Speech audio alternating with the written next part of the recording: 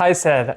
You're one of the leading people in pricing, and I'd really love to hear from you how you use AI every day. Well, that's too kind. But yes, we do use AI basically to optimize prices at scale. So normally I work with clients and you optimize prices to improve the economics, revenue and profit, but also to improve perception and satisfaction of the clients. What we use AI for is, if you think about the amount of calculations you need to do, that very quickly escalates to millions and billions, right? Like think about a store. In a store you have 10, 20, 50,000 items, and you might have a few hundred stores, and you might need to adjust the prices monthly, weekly, or daily. If you start multiplying all of that, that's billions of combinations. So normally we use AI to optimize that at scale, and a few other things which I'm happy to talk about, but that's kind of the bulk of it. Yeah, for sure. So I'd also like to hear maybe your opinion on how you think AI will change in 3 to 5 years from now. Well, if you think about it, it's progressing very, very fast. Especially Gen AI. Like Gen AI in the last year or two has exploded basically. What you can do with it, how reliable it is, the answers you can get out of it, right? So in the case of Gen AI, it's just gonna get better and more sophisticated, and it's gonna be possible to use it more at scale. In the case of more like traditional AI, machine learning models, which are most used for optimization, in those kind of models is just basically computing is more accessible than like ever before. So it's just going to be more, and companies are going to use it more.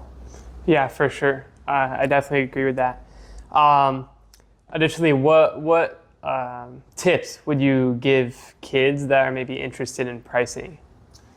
But that's a good one. I would say stay curious. So observe. Like if you go to a store, well, once you're already there, just pay attention. Like pay attention to the price. How is the price different somewhere else?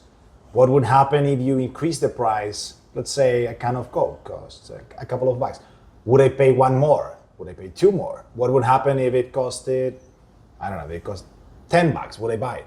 And try to think about all those scenarios, and then you're going to realize that there's a whole work behind it of there has been a lot of thinking of why is that the price there and not a different one. So just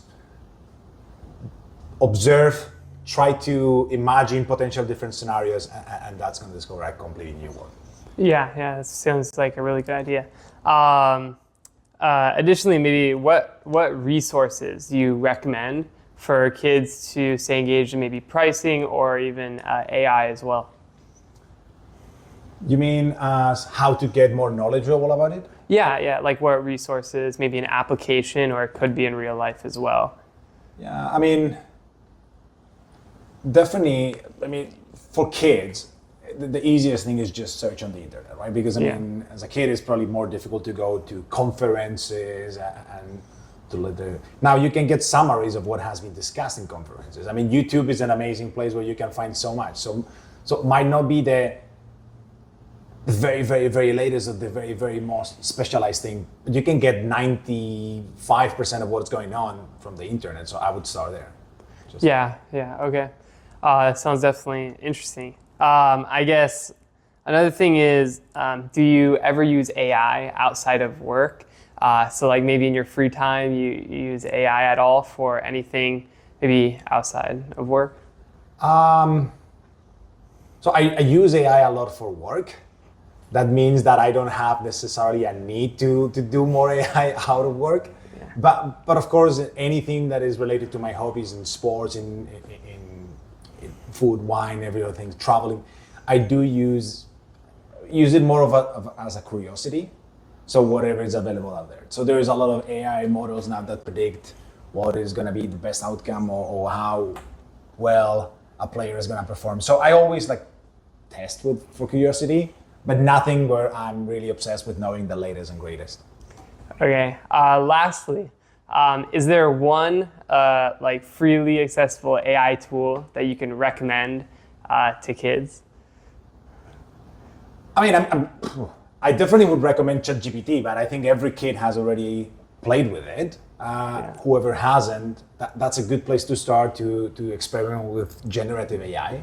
So that's the very first one. Can you more specifically tell me about how you use AI models in pricing, or how you do pricing overall? Yeah, absolutely. I mean, we use different types of AI to solve different pieces, right? So, for example, we use a lot of generative AI to get a lot of structured and unstructured data and try to get some intelligence out of it. Like there is a lot of things being posted in social media that is a lot of intelligence that you can use when you're optimizing prices. So those Gen AI models allow us to get all of the data that is unstructured and try to normalize it, clean it, and that becomes a super relevant input for what you do with pricing. You pretty much can get the feedback from your customers on, is the feedback too high, too low, where, how does it differ? So that's one type of AI models that we use, normally more like an input.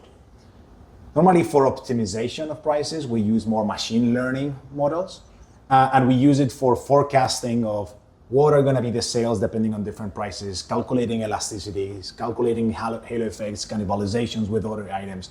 So for all of that, we use deep learning or machine learning models. Depending on specifically which one of the use case, there are different types of models that we use. For pure optimization, mostly we do gradient boost modeling, but again, it really depends on the specifics. But think of it as the core of optimization.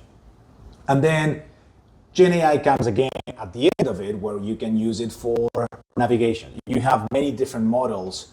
That becomes a lot of work if you need to navigate the different models, the different tools.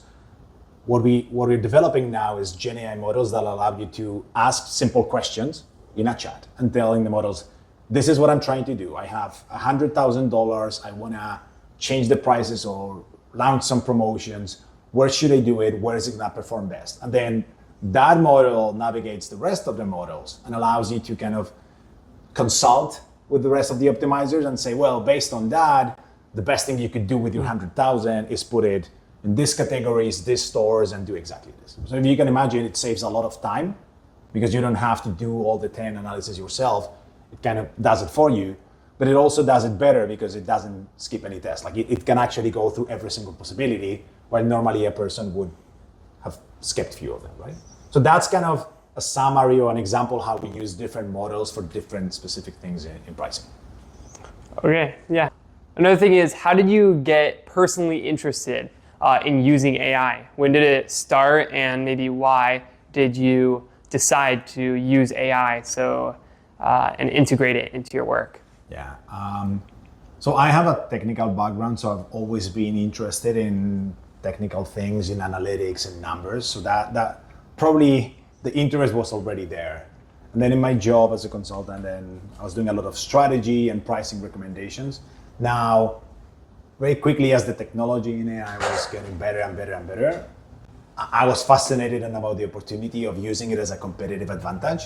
I'm a little bit competitive, and I like that this could be used as a competitive advantage to do better pricing, to do more, faster, better. So basically that's how I got into my love relationship with AI. Okay, yeah, thank you so much for doing this interview, taking time out of your day. And yeah, I'd like to thank you. My pleasure.